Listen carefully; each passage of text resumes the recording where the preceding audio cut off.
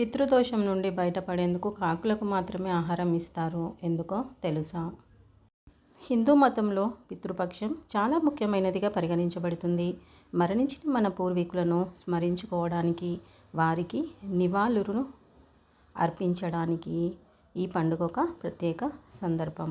ఈ పితృపక్ష పండుగ సాధారణంగా భాద్రపద పౌర్ణమి తిథి నుంచి భాద్రపద కృష్ణపక్ష అమావాస్య వరకు 16 రోజుల పాటు ఉంటుంది. ఈ సమయంలో ప్రజలు తమ పూర్వీకుల ఆత్మకు శాంతి చేకూరాలని శ్రాద్ధ కర్మలను చేస్తారు. పూర్తి ఆచారాలతో పూర్వీకులకు నైవేద్యాలు, పిండ ప్రదానం వంటి ఇతర మతపరమైన ఆచారాలు నిర్వహిస్తారు. పితృపక్షం సమయంలో కాకులకు ఆహారం ఇవ్వడం చాలా ముఖ్యమైన నియమం ఉంది. పితృపక్షం సమయంలో చేసే శ్రాద్ధ కర్మలలో పిండ ప్రదానం చేస్తూ కాకులకు ఆ ఆహారాన్ని అందిస్తారు. పూర్వీకులు స్వేచ్ఛ, శాంతిని పొందుతారని, తమ పూర్వీకులు మోక్షాన్ని పొందుతారని నమ్ముతారు. దీనితో పూర్వీకులు సంతోషించి సాధకునికి దీవెనలు ప్రసాదిస్తారు. ఫలితంగా సాధకుని జాతకంలో పితృదోషం ఉంటే ఆ పితృదోషం నుండి కూడా ఉపశమనం లభిస్తుంది. పూర్వీకులను ప్రసన్నం చేసుకోవడానికి, పితృదోషం నుంచి ఉపశమనం పొందడానికి పితృపక్షం సమయంలో కాకులకు ఆహారం ఇవ్వడం చాలా ముఖ్యమైనదిగా భావిస్తారు.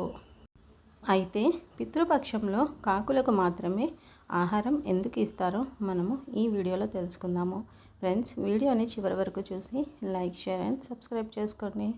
హిందూ మతంలో కాకి యమదూత వాహనంగా, యమ చిహ్నంగా పరిగణించబడుతుంది. యమధర్మరాజు మృత్యుదేవత. పితృపక్ష సమయంలో పూర్వీకుల ఆత్మలు భూమిపైకి వచ్చి కాకుల రూపంలో ఆహారం తీసుకుంటాయని నమ్ముతారు. మనం కాకులకు ఇచ్చే ఆహారం అవి తింటే మన పూర్వీకులు సంతృప్తి పడతారని, వారి ఆత్మలు శాంతిస్తాయని నమ్ముతారు.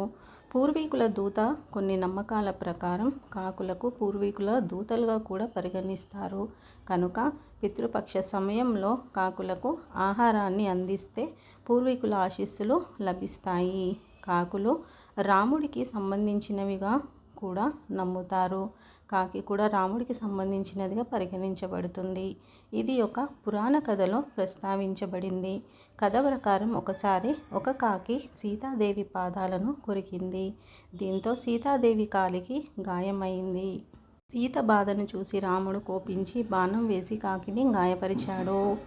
దీని తరువాత కాకి తన తప్పును గుర్తించి సీతారాములకు క్షమాపణలు చెప్పింది. శ్రీరాముడు వెంటనే కాకిని క్షమించి ఇక నుంచి కాకుల ద్వారానే పూర్వీకులు మోక్షాన్ని పొందుతారని వరమిచ్చాడు. అప్పటి నుంచి పితృపక్షంలో కాకులకు ఆహారం పెట్టే ఆచారం శతాబ్దాలుగా కొనసాగుతోంది. ఈ వీడియో కనుక మీకు నచ్చినట్లయితే లైక్, షేర్, సబ్స్క్రైబ్ చేసుకోండి. మరొక మంచి వీడియోతో మళ్ళీ కలుద్దాము. శ్రీమాత్రే నమః.